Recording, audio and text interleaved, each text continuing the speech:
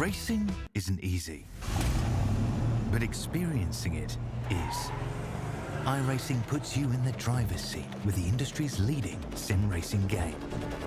Drive on laser scan replicas of the greatest racing circuits from around the world. Go head-to-head against other drivers chosen by skill-based matchmaking to ensure competitive racing at every level. Compete across all your favorite series. In officially licensed cars, engineered to deliver the most accurate driving experience possible.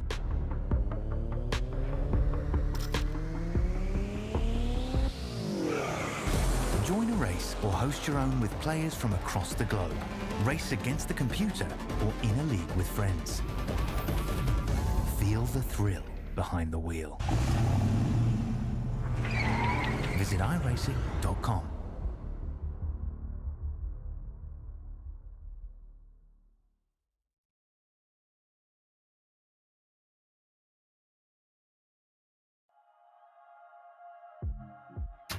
Welcome along to Ozicar Formula Ford on Simspeed TV, and as is typical for these Ozicar seasons, we have an enduro round, and it's something unique and special here at Monza on the combined Grand Prix and Oval circuit for a combined lap of, I think, just a smidge over 10 kilometers. The circuit is an endurance, and so is the race format. For all of our Ozicar Formula Ford drivers, we're ready to get into the action. Hopefully the drivers are too. David Haynes here with Jason Fewens and producer Daniel Yeaman to bring you every minute of this Ozicar Formula Ford Enduro, Jason. Yeah, it's one of the rounds since the schedule was announced that I've really been looking forward to, along with Spa, which we were at a short fortnight ago. But definitely something unique and something that's going to be very, very well suited to these little nimble cars with slipstream and draft is going to be super important. On top of that, we've got a really strong field tonight again, so we're already past the halfway point of the season. So these drivers need to start thinking about where they are in the championships and whether they're in contention for a trophy and a chance at the grand prize at the end of the year. So there is an immense amount of history around Circuit Monza. And then there is the traditional no chicanes Grand Prix layout. There's the modern Grand Prix layout, and there is this massively banked, so steeply banked classic oval. And this is the combination. The race starts onto the right turning oval, does that for about 2 and some miles, and then we get a bit of the classic Grand Prix circuit around as well. In each 10 kilometers, you only get one opportunity to pit.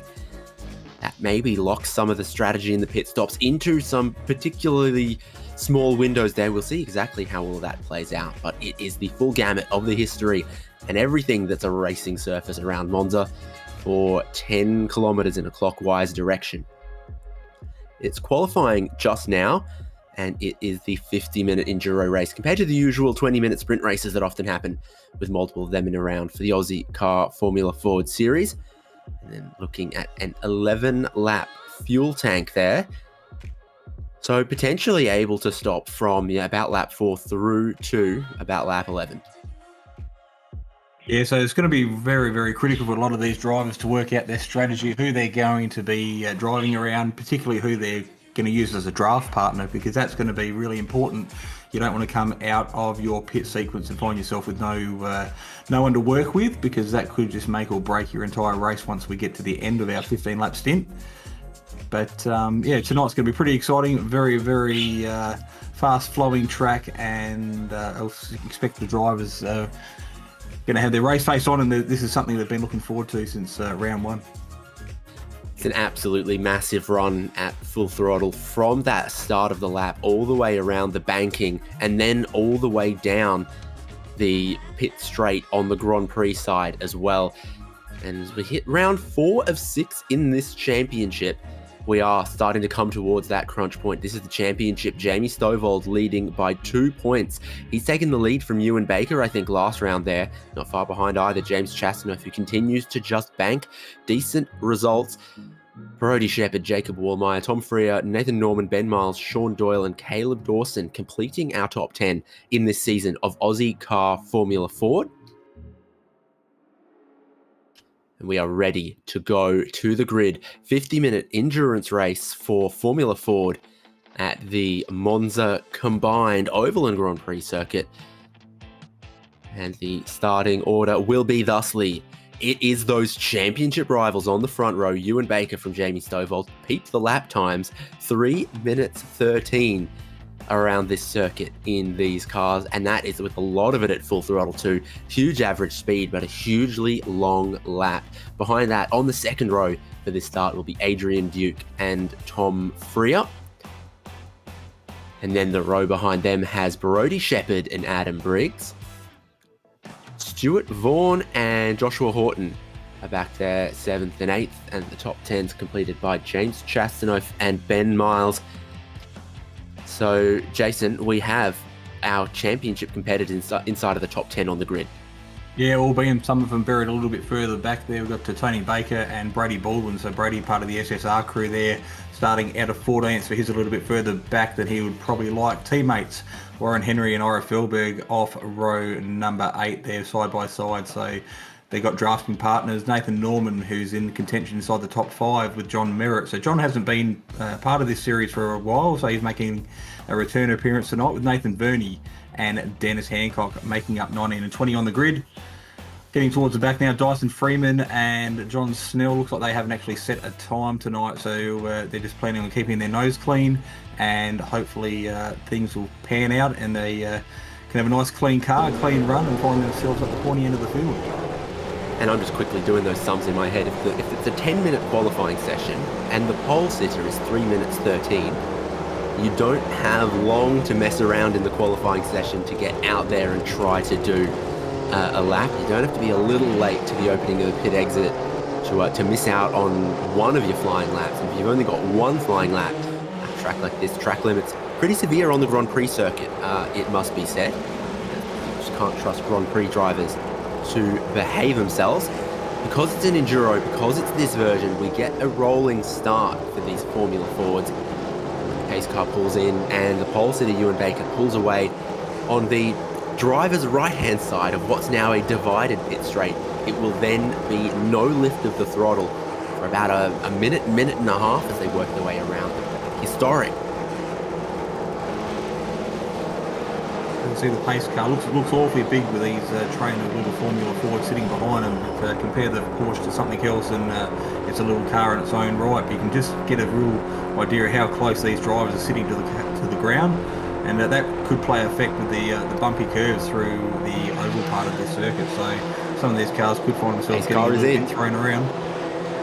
Ewan Baker, the pole sitter, making them wait to the green flag. On the right-hand side of the combined Monza Grand Prix and Oval. And now we get the green flag because we have to split the pit straight. It's narrow. There's hardly room for 3 wide, but that's what's happening a couple rows further back. Baker, of course, off to a great start. Matters very, very little when you know we're about to drop into some slipstreaming, drafting trains on this concrete, steeply banked oval. 3 distinctive SSR cars there, all sitting 3rd, 4th, 5th respectively. So a little battle pack there with some teammates, but at the moment Ewan Baker's leading the way, got his nose in front with Adrian Duke, I think it is, there on the inside as well. So now we fan out. Room for 3 cars wide, probably not room for 4 cars wide, and also not a car you can bump draft a whole lot. But Jamie Stovall, great run up high. I think up high on the exit of the banking lets you carry the most speed. He has his nose in front, and again the high line into the second part of the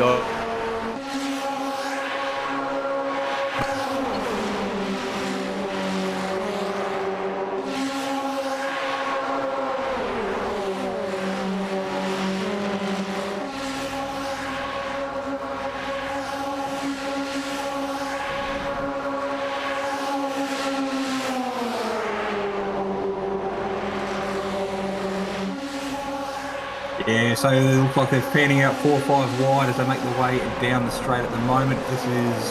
They've completed the first part of the circuit and they're into the hard braking zone for the first time. So tyres, brakes should have a bit of heat into them now. Still got to be super careful. Tony Baker, and it looks like perhaps Sean Doyle's had to avoid him as well. So we get to the first real corner, the first real braking zone, 3 wide, and of course, careful as you like at the start of an endurance race. They're open wheelers and they were so tightly packed. It's just allowed the top three to make a little bit of a break for it as they made their way through the first chicane here, but I wouldn't suggest that'll last too long. The rest of the field will find their way to the back, but at the moment we've got Adrian Duke leading the way. So Tom Freer, Jamie Stofold in the second, third.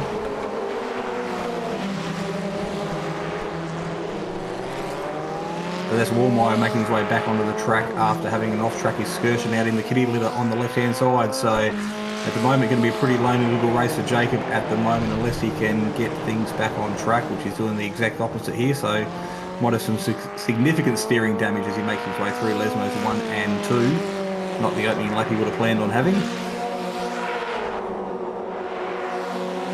So back up the front, it is still Adrian Duke out in front, Tom Freer, Jamie Stovall, Adam Briggs and Joshua Horton. And our pole sitter at the start, sitting back in P6 there. So after that little shuffle at the first chicane on lap number 1, we find Ewan Baker sitting back a little bit from the group in front, but certainly you doing his best to try and latch onto the guys in front to make the most of that slipstream. That's what it's going to be all about for this whole race, being part of the pack, perhaps saving a little bit of fuel in that slipstream, but also staying clean of a few just little issues we've seen every time they get to these crunch and pinch points of the big braking zones into the tight chicanes at Monza. I think the oval could also be a little bit difficult because it's bumpy. There's some gradients there as well, and you can't interlock wheels in a machine like this. 3-4 wide going back into at the completion of the first lap. We did see someone in the background dive into the pits to take their first pit stop, but it's going to be too early to make it home, so potentially going in to get some damage repaired. But James Chastanoff at the moment leading the little battle pack. He is sitting a little bit further back in the field than he would like, and he's got his mirrors full, and looks like Stuart Vaughan there diving into the slipstream to get the tow along the back part of the oval circuit.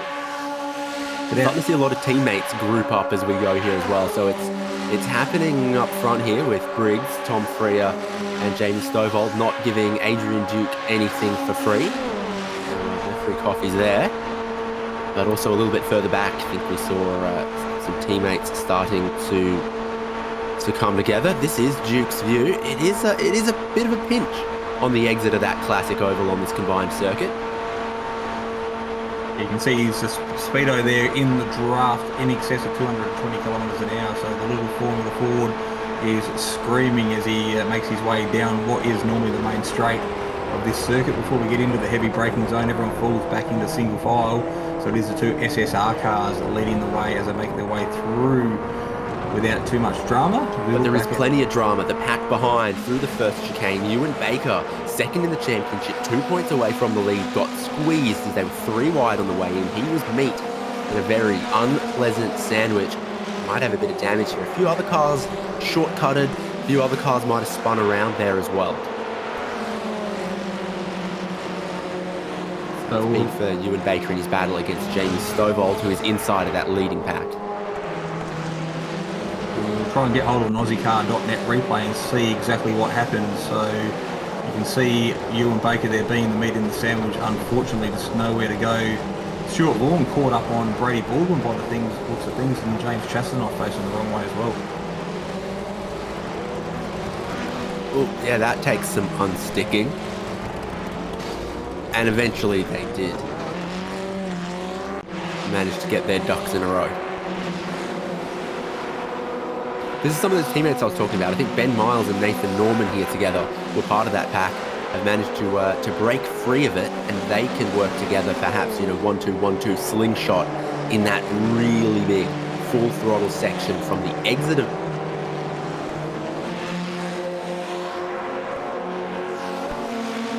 So they make their way back under the bridge again. So we're nearly at the completion of lap number 2. So although they are in excess of 3-minute laps, they are ticking by relatively quick here. Ewan Baker looks like he's still got plenty of speed despite an off-track excursion at the chicane on the second lap there. So we make our way back down past the pits.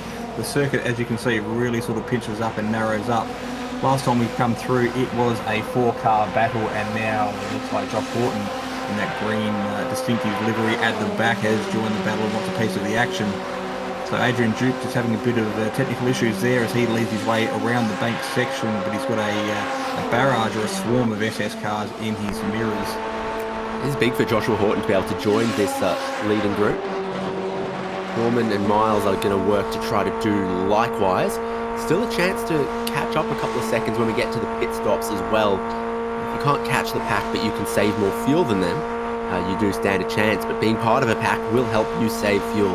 Horton is very happy to leave a car length to these guys at the moment. Yeah, so as per the relative on your screen, you can see he's up 3 from where he qualified, so looking very pretty at the moment. Also setting the fastest lap of the race last time by, earning his spot on the back of this little group. So just looking for some clean air at the moment, let the fellas in front potentially fight it out for themselves, and there's a pretty good chance to pick up a few free positions, but at the moment still a long way to go as we make our way down pit straight. And looks like a bit of a battle in the background as they come off the bank section of the circuit. But Ben Miles and Nathan Norman, as you mentioned before, Dave, still working together and actually still creating a bit of a gap on the battling pack behind. Now this is our third group here. 3 wide we've seen is too much of a squeeze to ask for. They start to settle out a little bit with, oh no, Tony Baker going around, almost all of his own, maybe a bit too much curb there. Dennis Hancock goes to the lead of that pack with Brody Shepherd, Warren Henry, Dyson Freeman and Ira Felberg, a group sort of third train from the front.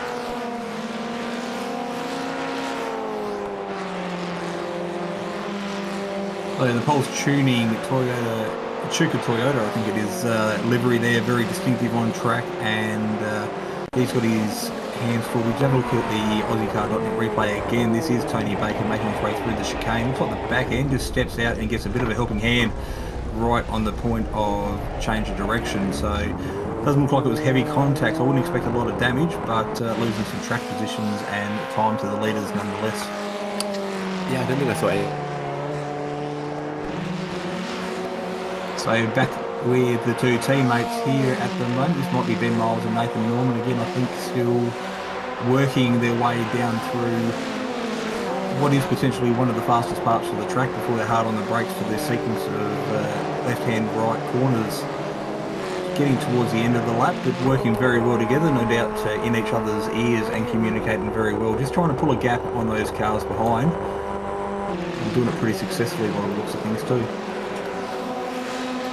Mainly you've got to keep an eye on the gaps on the left-hand side of the screen. They're currently 6 seconds away from the leading group and hoping to close that.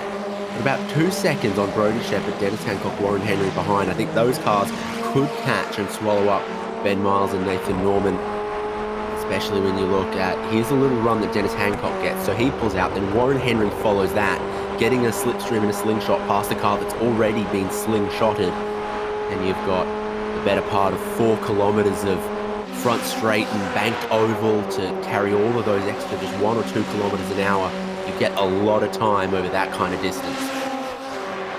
Yeah, so the Ozicar red and white livery there on the bottom of the bank corner carrying super speed, but that just might come undone. He's got the inside line at the moment, but carrying extra speed off the bank is where it's really going to benefit these other 2 guys. So he'll just have to pull to the right as he does now, uses the slipstream again.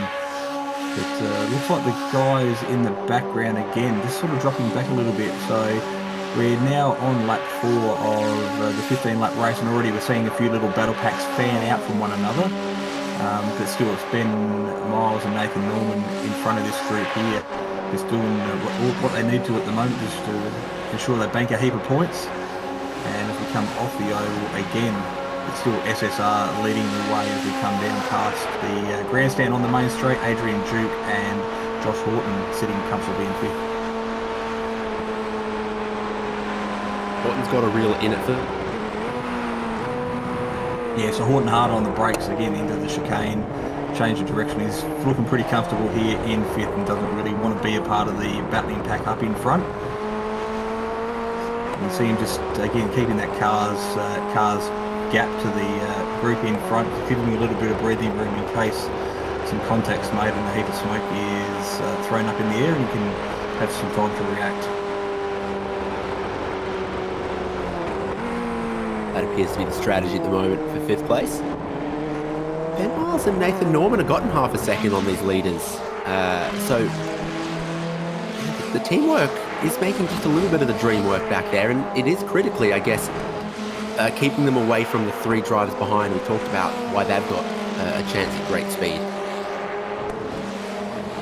Yeah, so Nathan Norman there at the back of this little team battle that's working together, I guess, is up 10 positions. So he's probably our biggest mover so far in the right direction. We've had a few cars that go backwards as well, Ewan Baker's being one of those. So our championship contender sitting way back in 20th down a whole 19 positions. But Nathan Norman at the moment, again, up 10 positions from where he started to sit in P7. So absolutely cracking start to the race for him. There is the most positions gained graphic. Nathan Norman, Dennis Hancock, Tyson Freeman, Warren Henry, John Snell. So for Nathan Norman, dream start at the moment. So we're looking a little bit further back in the pack, Dyson Freeman, and it looks like he might be in a little bit of a battle with James Chastanoff as well. So not necessarily teammates, but it looks like they're working together, leapfrogging each other as they make their way around the circuit, just trying to do whatever they can to latch onto the back of the 3 battling cars in front of them, that being Warren Henry, Dennis Hancock and Brady Shepherd.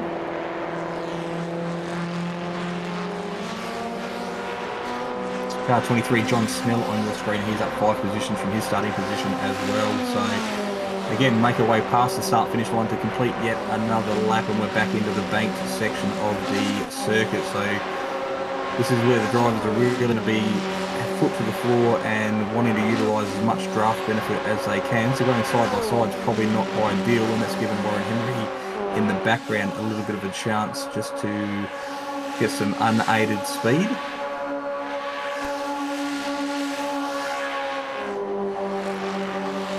Fanning out 3 wide in the background, you can see there. So still battling for position. We've got a long way to go, but they're still fighting for position out on track, bumping around and bouncing around on the old circuit. So it is very rough out there, and like I said, particularly with such a low chassis, you can find this car being thrown sideways and losing a heap of momentum. But at the moment, we're on board with Dennis Hancock, and just spin around and you can see Warren Henry falling back in line. So not exactly using the slipstream to his advantage, just sort of getting some clean air. Maybe trying to keep that engine temperature down a little bit as well, to stop it from overheating. There we go, Hancock going at 8th with Shepherd and Henry behind him, 9th and 10th. So, last lap for Adam Briggs, who now leads this race. Oh, actually, the timing, the lap times don't count on that side of the pit straight. They're on the other side of the pit straight. Adam Briggs leads, and we're seeing, still lap times in sort of 3:13, 3:14. That's in a little hot for Briggs, but whoever's front of the train does need to be quick through the corners, and then they can play games with the draft on the long straights. But when it comes time to the corners, they don't need to be tripping over each other.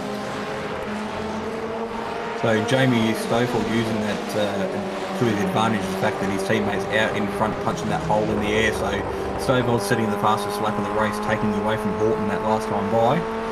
So carrying really good speed, but as a result with him he's going to tow Tom Freer, Adrian Duke and Josh Horton with him. So these 5 here will well and truly making a clear breakaway from the rest of the field at the moment. But Adam Briggs leading the little peloton, doing all the hard work at the moment, being the unsung hero.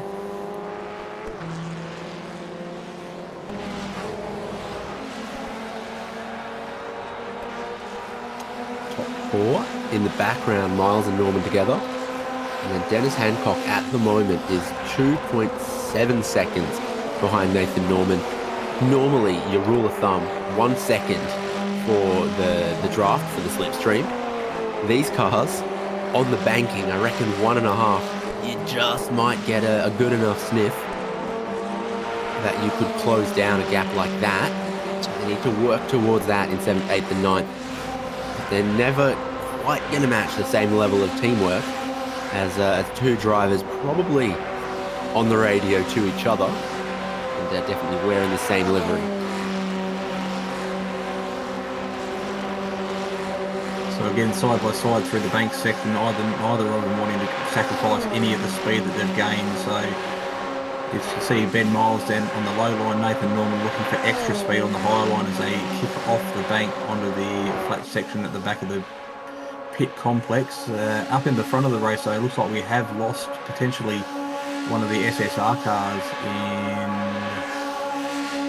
Adam Briggs. Yeah, so Adam Briggs, who was leading this race, has disappeared from our screen and hasn't come back for quite a while. So at the moment, the SSR guy is losing one of their wingmen leading the field. Sorry, I let Briggs borrow my internet. Yeah, but he's now officially gone with the connection drop due to upload packet loss, and don't know what happened to that, but I don't imagine you can rage quit from the front of a group like that where you're helping your teammates out. So that is unfortunate, both for Adam Briggs, but also for Jamie Stovold, who's got one less friend up the front of the race. Friend would be a word used very loosely among these three drivers. No affiliation between them early in this race, but still, you work with who you're shoulder to shoulder with at a point like this when you know it's all about the drafting and then towards the pit stops. Yeah, you got Brady Shepherd, Warren Henry, and of course Dennis Hancock there. They're all very seasoned Aussie car drivers and competitors, so they've been racing around and with each other for a very long time. So you do form relationships, friendships, and I'm sure they'll be doing exactly what they need to do to try and catch the two teammates in front. But at the moment, it is Ben Miles and Nathan Norman doing a pretty good job of holding that gap to the trio that sits behind him.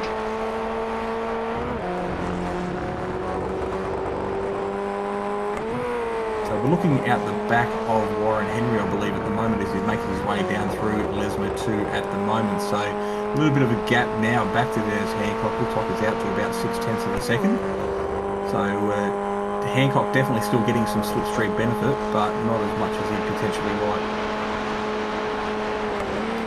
Classic camera shot for a classic helmet with Warren Henry.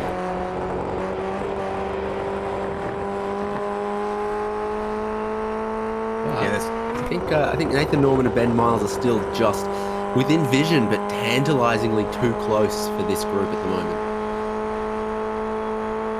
You can see just how much the drivers move around in the cockpit too with the head wobble as well. So you can see the movement that's in the car bouncing around through the corners and the G-forces that are being applied. So while the drivers aren't necessarily feeling that in the virtual world, the car's definitely moving around underneath them. So it's not easy for these guys to... In character for the helmet though. It is definitely in character for the helmet. So Warren Henry getting a really good run down past the pit bays and dives to the inside, so he makes the move to stick on Brady Shepherd. So again, going side by side through the bank section, Shepherd just decides to roll out of it. And I think Shepherd's trying to give him the higher line. The upper line seems to be the quicker racing line, but looking to stay down low and see how much speed there is up high. Really dropping the speed quickly. Warren Henry there. Got a bad shift or something. But as you come down off the bank and get extra speed, it looked like maybe not Dyson, Freeman.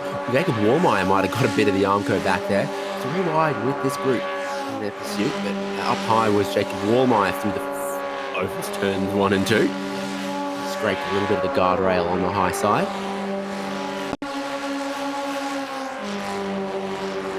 Yeah, jump on a millisecond before that replay started. So you can see him sitting very, very high, and I think from memory it's in excess of 50 degrees up there. You can draw that was as close as probably you want to get before you start finding yourself with some suspension damage. So Jacob Allmeyer pushing it to the absolute limit, trying to carry his maximum RPM and speed through that bank section of the circuit. Got to employ some alpine mountain goats if you're going to keep that section of the banking grass and sprouting freeze. Warren Henry's been around at the chicane. He's out there. More dramas. What it will do is it'll unite him with his teammate. Hello, there's Ira Felberg, but not what Warren Henry needed. And the wheels have fallen off the wagon a little bit from 7th, 8th and 9th, I feel. Yeah, I think Warren actually did that on his own accord too. I don't think there's any contact. I just had a quick look back and just lost the back end through the change of direction. So So having a really, really good run was Warren in the 6-7 Aussie car livery there. So, but like I said, not a complete loss. He's lost some track time in a couple of positions, but now he's got the opportunity to work with Ira, the team boss, and I'm sure they'll push hard to get home towards the end of the race. So Nathan Norman has had a drama. He was working with his teammate Ben Miles. The two of them are separated. Nathan Norman's now back here in 10th place. He's ceded spots to Brodie Shepherd, Dennis Hancock, James Chastanoff. Now Jacob Wallmeyer gets past, and Dyson Freeman might be next. So 10 kilometres of track. We'll put the cameras where we can, but that's why there was smoke in the air at the second chicane, because around had gone Nathan Norman. So he found himself sitting in the middle of the track here. Jump on board with Dennis Hancock and we'll see exactly what Dennis was seeing. So taking the long way around, doing a really good job to avoid the potential carnage there as he was sitting pretty in the middle of the circuit. With a quick flick spin and he's back underway. After losing a heap of positions in the meantime, but more importantly losing the draft of his teammate. Wallmeyer is definitely pushing on, but it's not a circuit or a configuration where you can just, you know, pick yourself up and carry yourself forward. You need to work with these drivers to gain time rather than lose it. See Nathan Norman back in front here. Wallmeyer obviously comfortable running right up against the wall there previously. Might try it again through the banking this time. Very, late race super speedway stuff to try to find that speed all the way up against the barrier. Yeah, so it is a battle for 9th, 10th and 11th on screen at the moment. Not quite taking the liberties of the track width this time round, so maybe a lesson learnt last time and not quite willing to push quite so hard. But it wasn't quite riding the cushion, was it? It was a little not that soft. Albeit 3 wide through the second part of the bank section here on the circuit. So we've got Wallmeyer sitting up high. Looks like Freeman there just potentially dropping back a little bit. And Jacob Wallmeyer in the distinctive blue livery that he has. They're leading this little battle pack.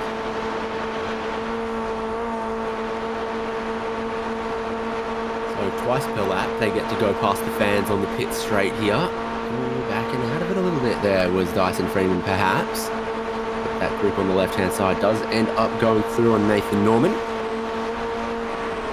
The first time they will have used the brake pedal in about a minute and a half potentially, and it shows with a lockup for Jacob Wallmeyer as he was around the outside for the initial bit of the right-hander. Freeman grabs the both of them from the exit of the banking to turn, what's typically turn 1. You know that that won't last forever with the rest of the long straights on the Grand Prix circuit, and then soon they'll be back again on the banking, and this is the view.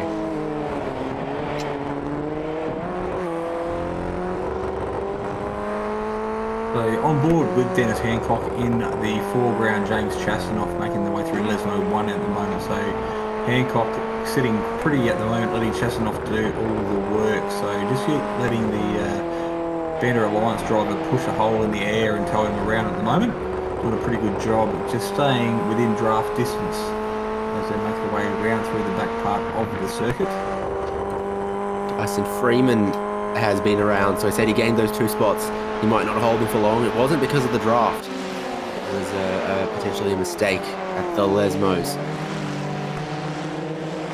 We've seen quite a few drivers make self-inflicted mistakes tonight, so just jump on board. This is Dyson Freeman as we have a look through the Italian countryside. We can see exactly how it all unfolded under no pressure, really.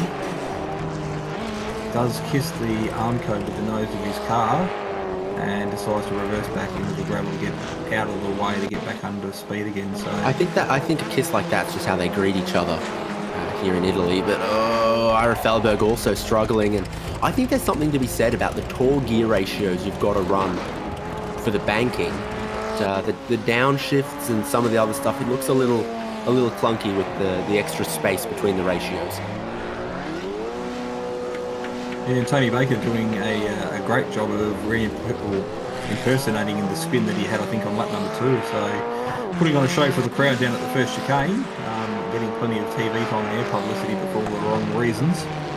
And it's a rush onto pit lane, not for the leaders just yet, but for Brody Shepherd, Warren Henry, John Snell, Dyson Freeman, and of course we saw Ira Felberg come in. So a couple of drivers who were working together, hitting the lane here together. Ira Felberg in search of where his guys are at to give him more fuel to get to the end. It's Ozicar Formula Ford Season 4 Enduro at combined Monza Grand Prix and Oval. This is the leaders who have stayed out. Adrian Duke works his way to the front there. Now there's only two teammates, Tom Freer and Jamie Stovald, and Joshua Horton has been so happy to just be the final trailer on this road train.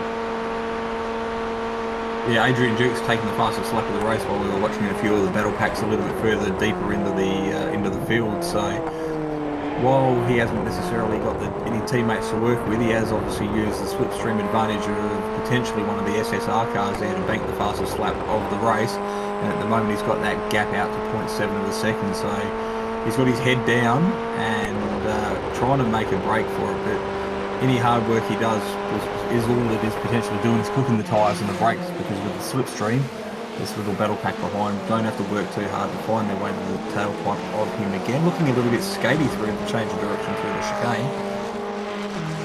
Yeah, and I got the sense into the first real corner of the lap that Freer and Stovald really rolled it in from a long way back, saving a lot of fuel. Potentially was the game there, and they've changed it up a little bit, what kind of a strategy they're aiming for. Warren Henry. Oh, right out sideways, as they say.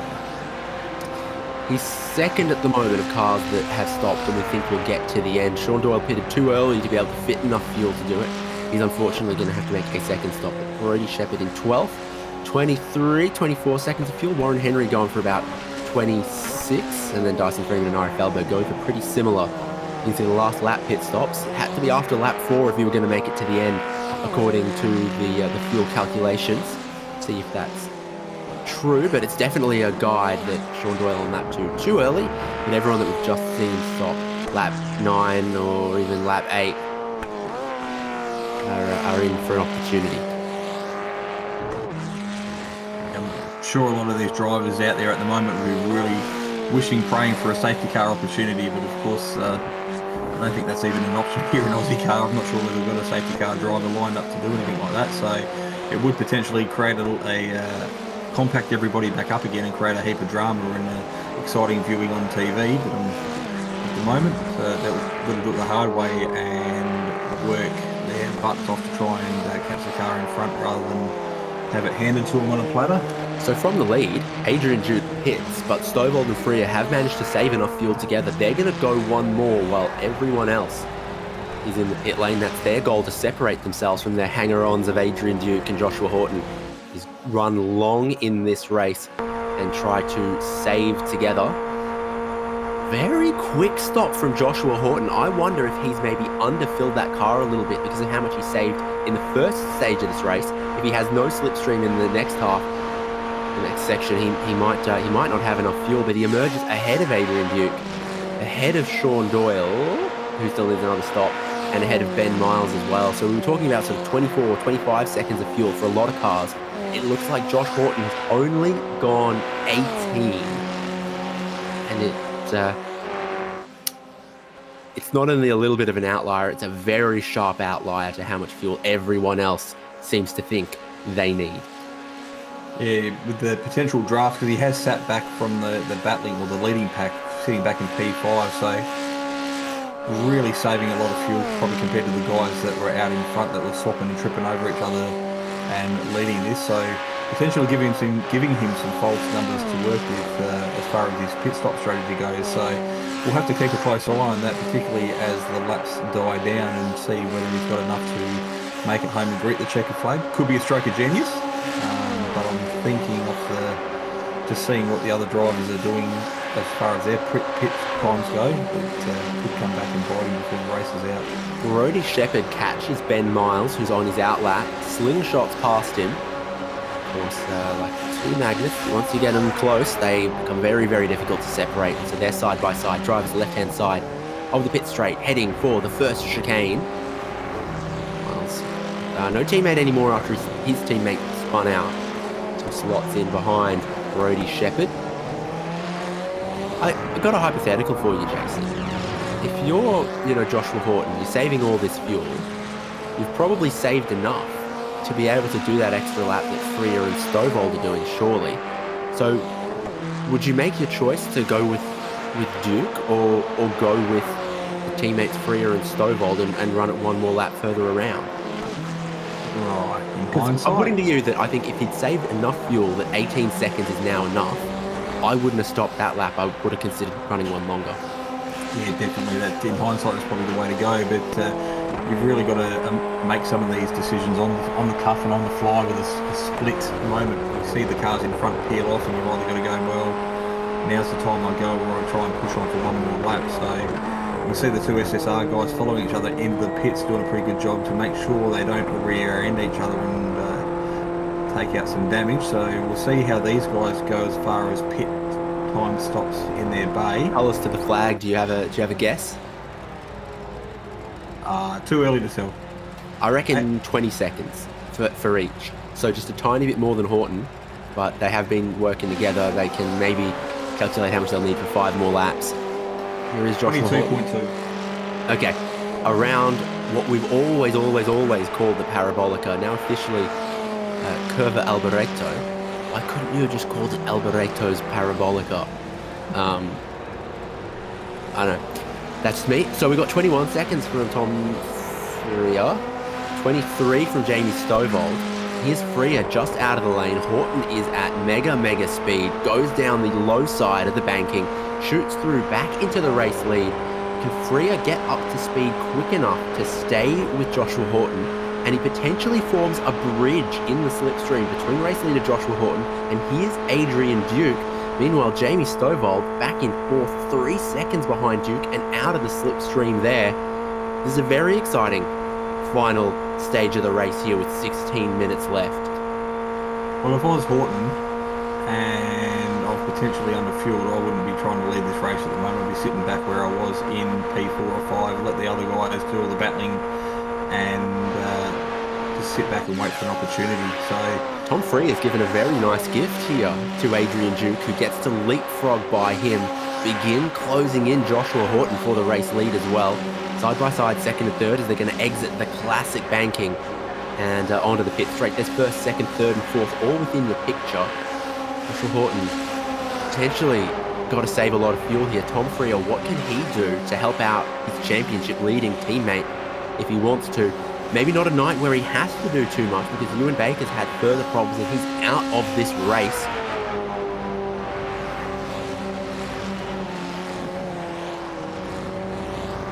So potentially Brodie Shepherd on screen at the moment, and I'm thinking he might be with Ben Miles in the black car in the background. So this is the battle for 5th and 6th on track at the moment. So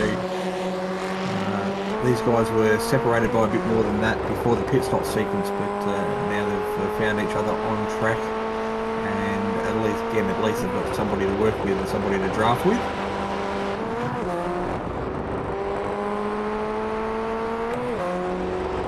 Nathan Norman, again, one of our movers and shakers over the course of the race so far. So he's up a couple of positions from where he started. I think he was outside the top 10 and now he's sitting in P10. So he's on the back end of Jacob Bormeyer as well. So I think Nathan Norman might be up 7 from where he started. So yeah, doing a pretty good job at the moment. Still earning his spot inside the top 10 through sheer strategy and some smart decisions. It's been difficult to be mistake-free, even when you're not side-by-side with someone on the banking, bouncing around. The braking zones have been challenging and rear lockups as they go into some of the corners. You see how much slide they take through the Ascari chicane here. The limit of grip is challenging to find in the Formula Ford, but it teaches you a lot that you can take to other categories of car. That's why you've got a lot of supercars champions that have come through Formula Ford, F1 champions who've come through Formula Ford. No matter where you end up, it's definitely a car that teaches you a lot. So Josh Horton leading this one as they go around to complete another lap. Still 13 and a half minutes to go before we potentially get the checkered flag, but Adrian Duke setting the fastest lap of the race, sitting in P3. So Josh Horton did have a healthy little lead of about a second and a half, and that's been reeled back in by Tom Freer and Adrian Duke. So it is a little three-way battle again. So any breathing room that Josh Horton had has quickly disappeared.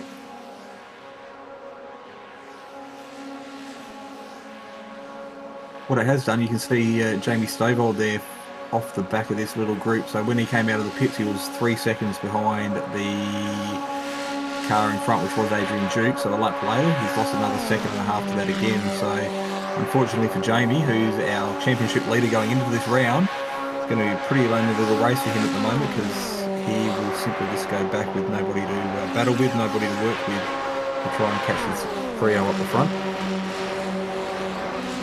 Chances of Jamie Stovall catching this group rapidly diminishing now. They are 3.5 laps to go at this point.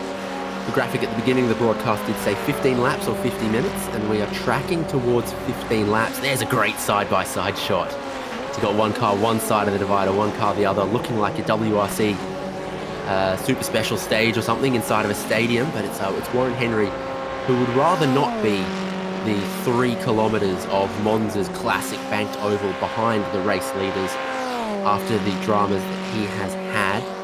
2 pit stops in this race for him. So it's Jacob Woolmeyer, battling Jacob Woolmeyer according to the display on the screen. But it is we all have our days like that, Jason, battling ourselves. So it is actually Nathan Norman. So this little battle's been going on for a couple of laps now. So I reckon they'll be doing their absolute utmost to try and catch Dennis Hancock with the cars in front. But Jacob Woolmeyer putting a couple of wheels on the grass, they're certainly not going to do anything to benefit that attempt to try and catch the car in front.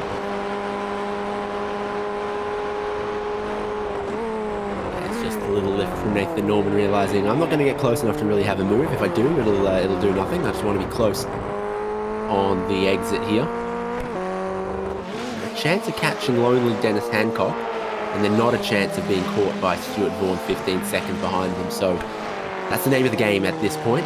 The leaders are going to come out of the Parabolica for 3 laps to go in a second.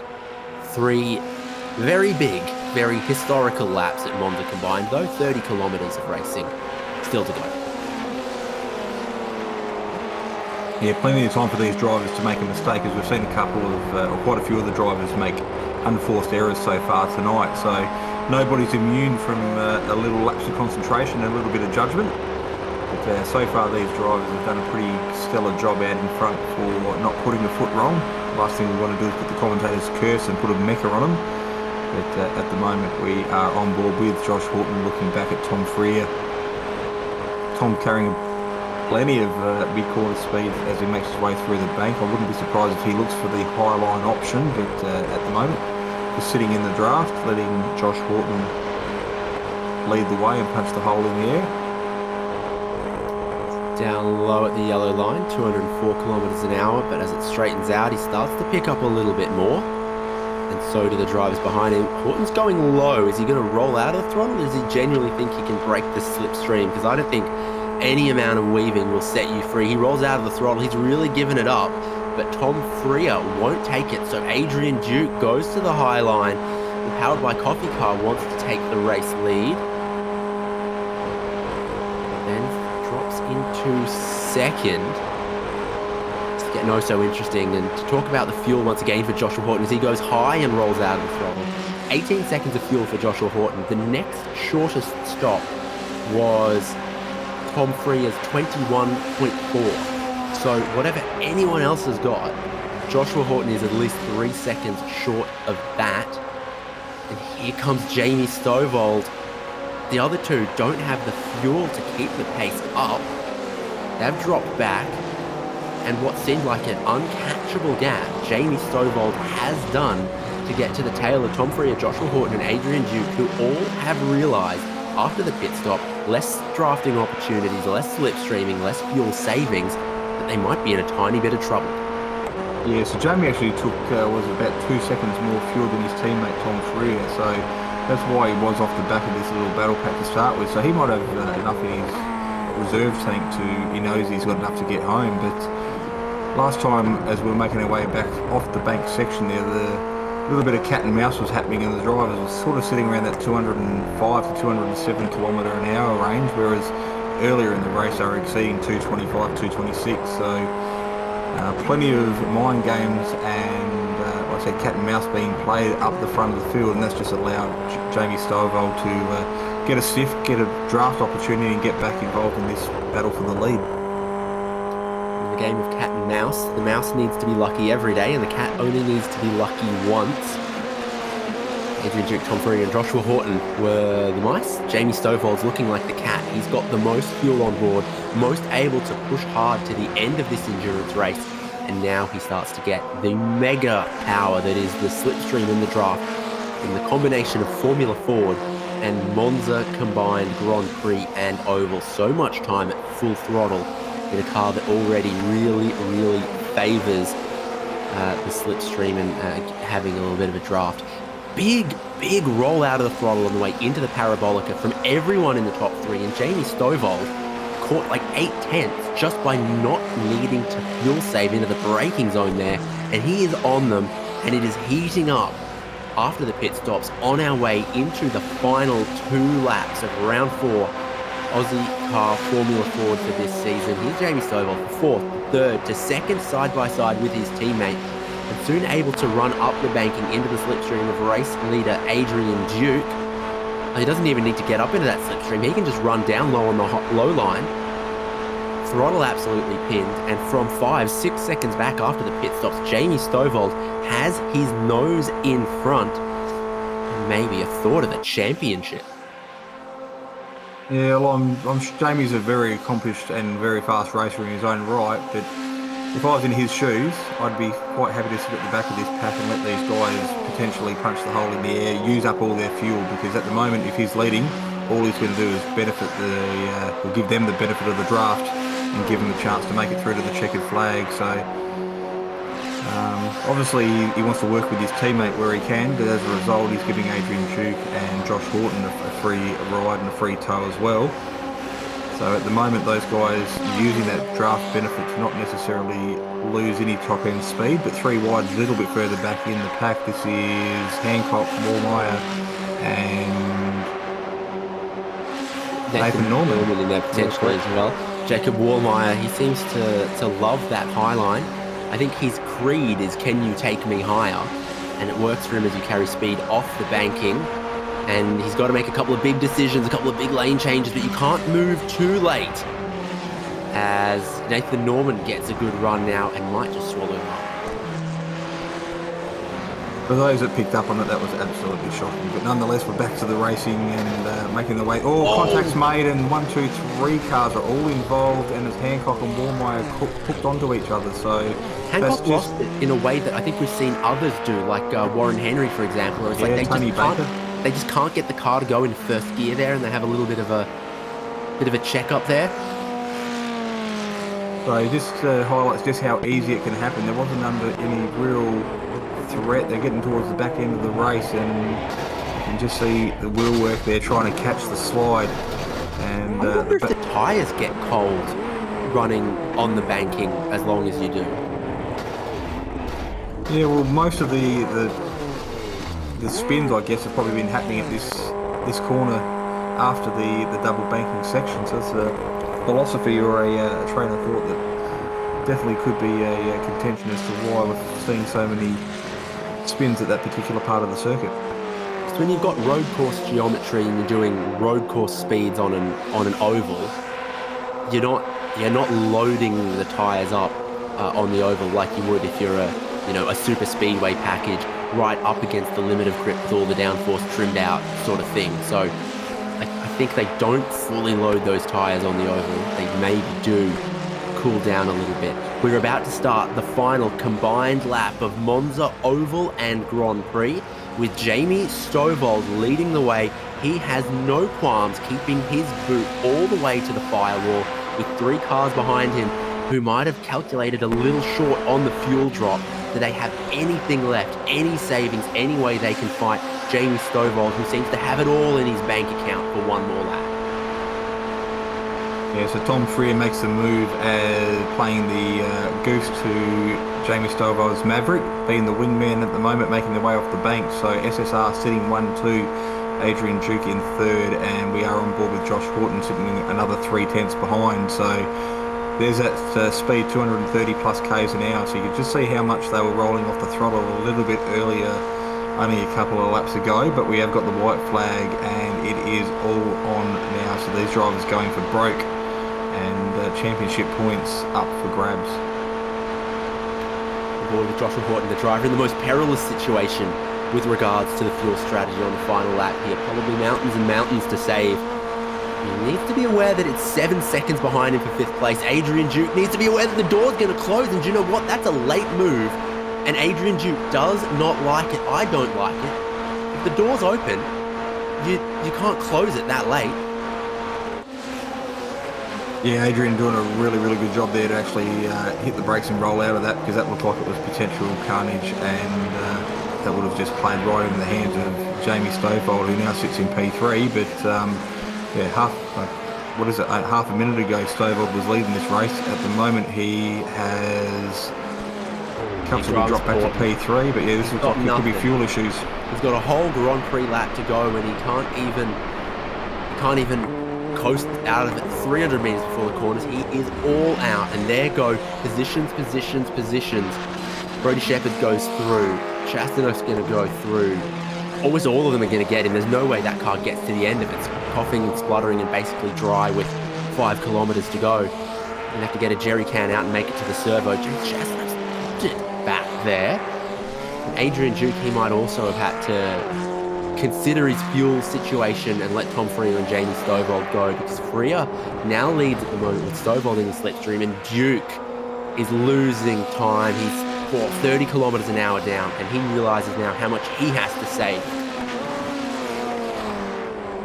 Yeah, so now's the time for sacrifice. He's put everything on the line to try and get home, but just realised he's not going to get there at the current rate of knots. So SSR, again, taking a little bit less fuel potentially than some of their rivals that were around them, but using enough of the slipstream working together as a partnership to get them potentially home. We've still got a corner to go, but at this stage they're not rolling off the throttle and carrying as much mid-corner maximum speed to get that run down to the flag. So the checkered flag is waiting, and Jamie Stovall is full throttle. Tom Freer rolls out of it. He might almost have a tiny bit to save. It might be a little bit of a team order situation. They'll have the camera ready, crossing the checkered flag as Jamie Stovall wins, extends his championship lead in a big way in a 1-2 team finish. Adrian Duke still holds on to third. Brody Shepherd almost caught him, just a second behind at the end, and bringing Ben Miles along with him. Chastanov's going to cross the line in 6th. Then we've got Nathan Norman, Jacob Warmeyer. The next battle is Stuart Vaughan and Dennis Hancock as they approach Curva Alboreto. It's Vaughan in front. Dennis Hancock looking like he's going to get a good exit. The checkered flag comes up very quickly on the exit of the Parabolica here at Monza. It's about there, and Stuart Vaughan holds on ahead of Hancock for the top 10. Sean Doyle and Dyson Freeman will be next. Hello, they're going to have a photo finish too. And Doyle by 0.02 of a second, even less in that one. Sean Doyle holds on for 11th ahead of Dyson Freeman. John Snell, RF Elberg, Warren Henry, the next cars to come around. Joshua Horton was leading the race, now 90 seconds behind. That car is moving at a speed of 19 kilometers an hour. He will be the last car to finish from the heady heights of the top of the pack. He comes up potentially even 2 or 3 litres short in this one. Yeah, so the Aussie car teammates crossing the line, but there is one of our potential race leaders doing whatever he can to try and get home. But it's going to be all in vain. I think his race is done and dusted, and he fell probably, maybe 1 kilometre short of the checkered flag. Wow. So at the moment, 16th and stationary. So looking for a tow or a push back to pit lane, but it's a long lap for anyone else to make their way back around to him again. So it's all going to be a matter or a question of whether anyone else has enough fuel in their tank to get an extra lap to get round to give him a push to the checkered flag. Not Jacob Warmeyer. Probably Not everyone else. Apparently Stuart Vaughan's going to give it a go, but the reality of it is that's going to take 4 or 5 minutes. As we wait on that, the positions are basically locked in though, because everyone who was in front of him has taken the checkered flag. Everyone behind him was a retirement. Joshua Horton will get 16th.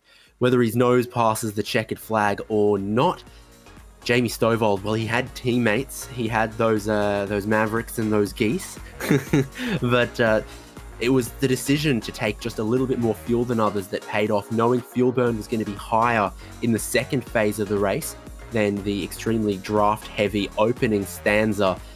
And you leave that pit lane, you're 5 seconds behind the race leader going, have I made a mistake? But it all came back to him. And it's a perfectly executed race for Jamie Stovall and Tom Freer. Adrian Duke, maybe he came up just a tiny bit short there as well, but still held on to his third. From Brody Shepherd, Ben Miles, James Chastanoff, Nathan Norman, Jacob Woolmeyer, Stuart Vaughan, and Dennis Hancock. Some great little sort of two-car duels further through the field that we didn't see a whole lot of, but they're here represented on the timing sheet with the likes of Stuart Vaughan and Dennis Hancock, Sean Doyle and Dyson Freeman, who had an exciting finish, and then John Snell, Ira Felberg and Warren Henry likewise. Joshua Horton, he will be 16th, whether that says plus 1 lap or whether it says plus 5-6 minutes or something. And then the retirements, Ewan Baker with technical issues in the end. Tony Baker spun out, maybe had some damage there. Adam Briggs also some technical issues. And then Brady Baldwin, Brady Baldwin out, John Merritt and Nathan Verney not starting. Stuart Vaughan is going to try to give us the Cars movie tribute we deserve, and yes, put Joshua Horton to the checkered flag. He's trying it at the moment. I don't know about you, but I worry that the clock might run out before this happens, to be honest. The sun might set and the crowd might go home, but Stuart Vaughan obviously having enough fuel in the tank to go around and complete another lap, so there was absolutely no doubt whatsoever he had enough fuel to get home. But not exactly designed to slipstream or push each other around the circuit are these little cars, but he hasn't got far to go. He's Stuart Vaughan there, just got to nudge him across the line, just enough to secure a result and for reference, Stuart Vaughan took 28 seconds of fuel. Oh, Horton's back versus the he's not where I thought he was. 18 seconds, so 10 seconds difference of how much fuel they took. That's why Stuart Vaughan and Ira Felberg are able to make it around here, and why Joshua Horton ran out of juice on the final lap of the race. So Horton getting pushed across the line at 65 k's an hour with a train of Formula Fords trying to make their way across the line. So we've seen the results. We've seen this dramatic finish. We can probably get to speaking with some of the drivers. And looks like we've got Adrian Duke, Jamie Stovall and Tom Freer standing by. Let's go to third place. Adrian Duke. Adrian, congratulations on the podium. And certainly a weird kind of a race for Formula Fords here at Monza combined. It was chess the first half, and then maybe fuel saving the second half. Yeah, definitely. I wasn't looking forward to this one, to be honest, because I knew it would be impossible to get out of the slipstream or build enough of a gap that the person behind couldn't catch back up.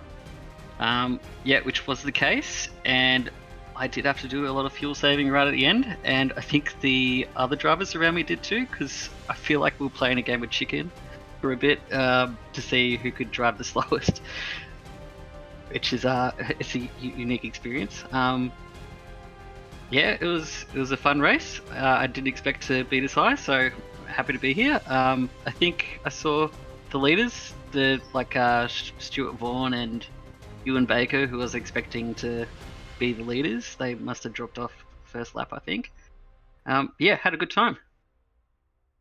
Fleetwood Mac, you can never break the chain. The slipstream is just too powerful here, and the power of teamwork also seems pretty strong when the race looks like this on the banking. Yeah, I was was a moment on the last lap which I thought I felt a little bit boxed in, and I don't know. Should we have teams that have 3 drivers? I reckon we should have a look at that. Well, in the end, your fuel might have just been a tiny bit short there as well. Not as much as Joshua Horton though. I was running dry right at the end. My virtual spotter was telling me that I was running out of fuel and I had to pit, and I was like, nah, I'd probably just get over, maybe. Luckily enough, there was, I think 4th place was a fair bit behind, and I was able to putt over the line. So, unfortunately, I was battling for the lead, but yeah, it wouldn't have happened anyway, even if, I did actually get a slowdown on the second last chicane, and I thought that was my race over, but I would have come 3rd anyway with the lack of fuel. Well, Adrian Duke powered by coffee, but not race fuel right at the end there. Still getting a podium. Congrats, and we'll look forward to seeing you for the remaining races of Ozicar Formula Ford. Any parting words or wisdom? I should have had more coffee. Fair enough. We'll catch you around. Thanks.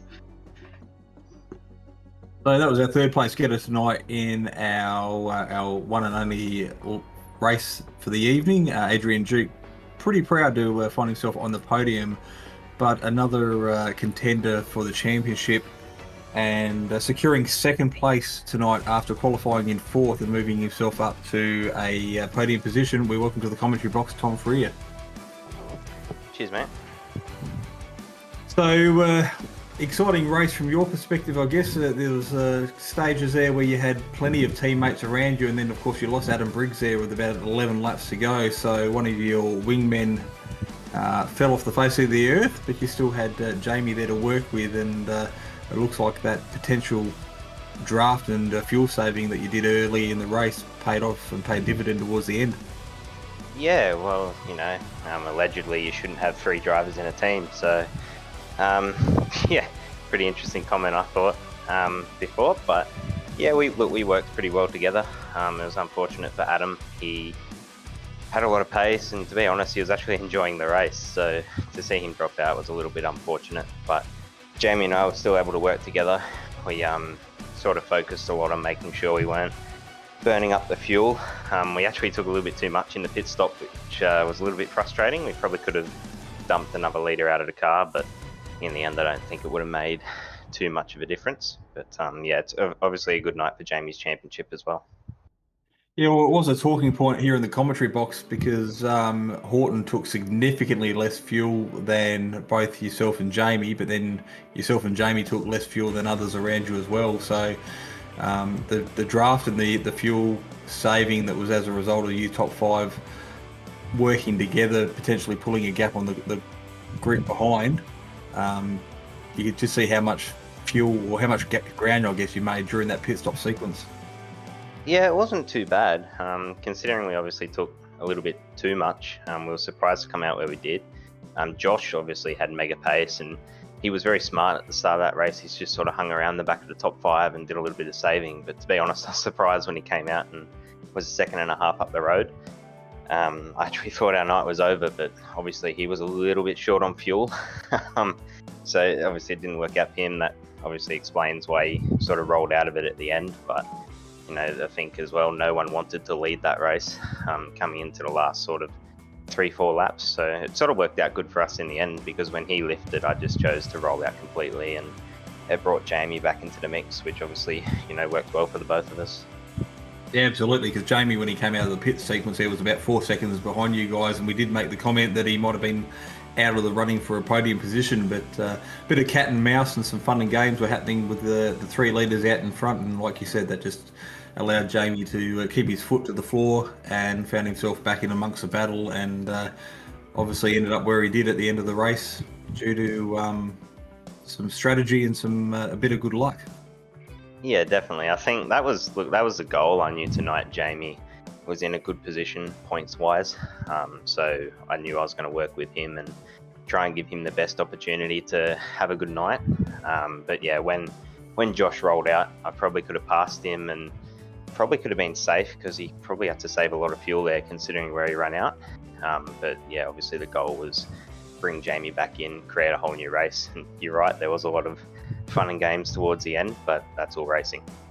Absolutely. So we're looking forward to another couple of rounds, but definitely championship is looking pretty good for Jamie at the moment, and even yourself and as far as the championship goes, good points haul tonight, and keep working towards that to try and secure yourself a 1-2 in the championship for the team. Yeah, definitely. I think that's the goal, so hopefully it works out. All right. Any thank yous, Cheerios, or sponsors you want to mention before we let you go? Yeah, obviously a big thanks to Synergy. We're sort of lucky we have a great team of people around us now, and we all work together really well, which is great. Obviously Works, Performance Parts, and Wave Runner Performance Center. It's good to have them on board our car, and obviously thanks to you guys for putting on a broadcast and doing a great job in the commentary booth. Well, we get the pleasure to sit back and watch all the action on track. So you guys are the ones that working up a sweat and putting on the entertainment. So thanks for the kind words, but I think you might be selling yourself short there. Thank you.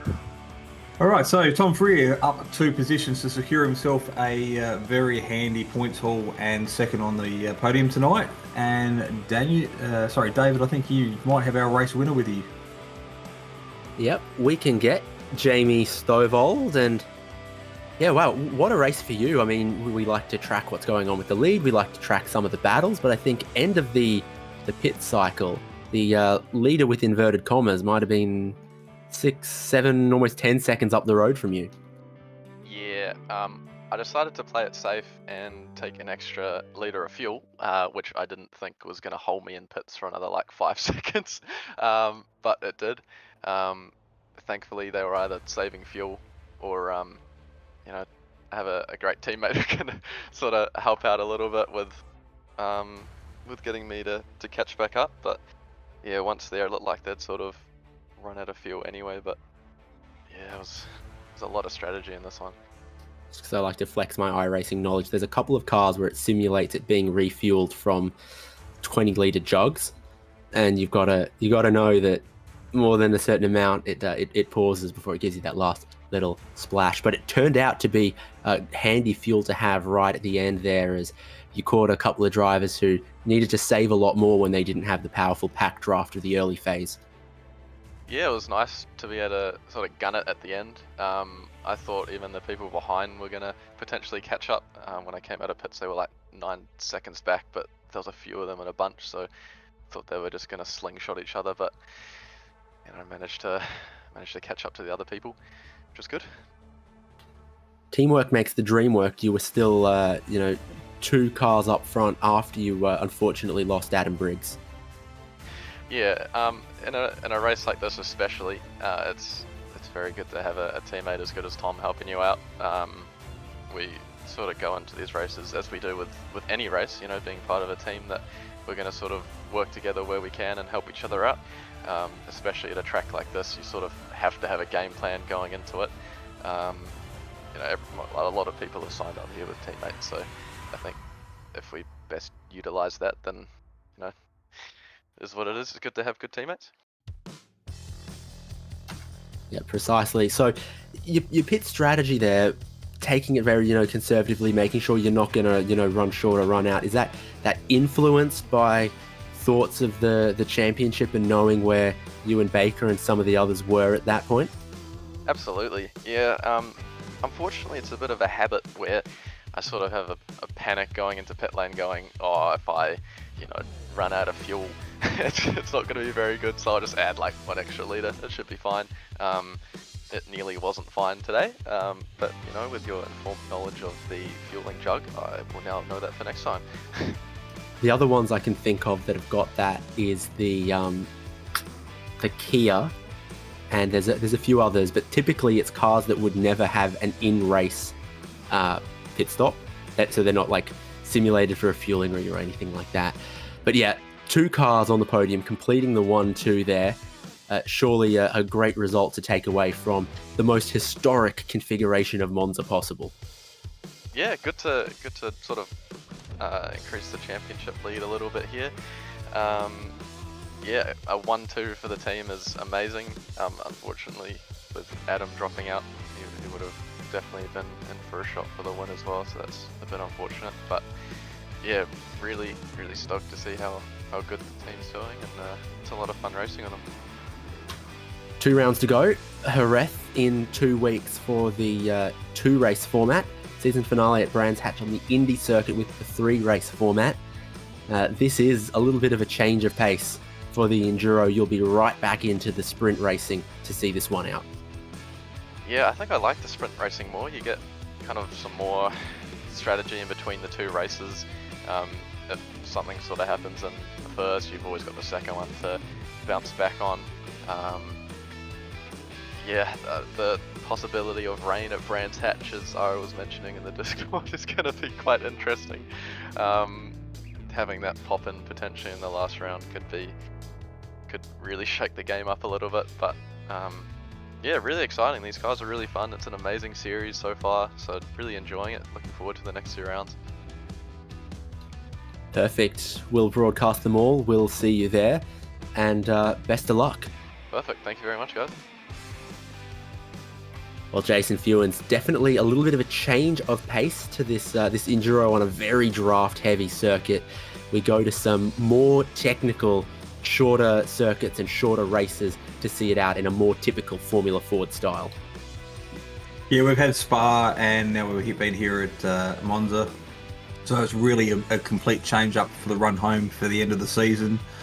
So quite some well-known circuits, but they're going to be back to what we normally see here on the Ozicar, where it's going to be short sprint races, and strategy is really going to play an important part to get these cars home across the line. So looking forward to what's going to unfold. So we will be back again, like you said, in 2 weeks' time. 4th of March is our next scheduled stop for Ozicar as we visit Circuit de Jerez.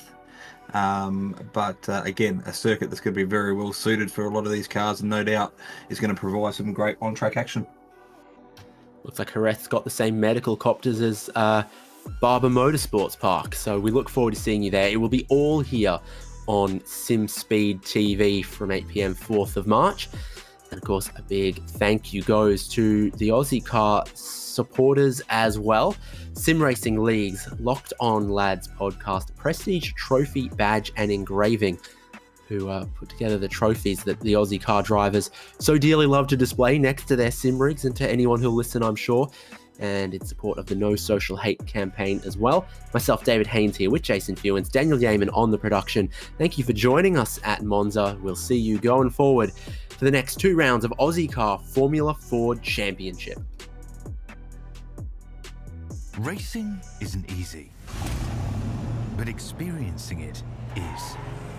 iRacing puts you in the driver's seat with the industry's leading sim racing game. Drive on laser scan replicas of the greatest racing circuits from around the world. Go head-to-head against other drivers chosen by skill-based matchmaking to ensure competitive racing at every level. Compete across all your favorite series. In officially licensed cars, engineered to deliver the most accurate driving experience possible.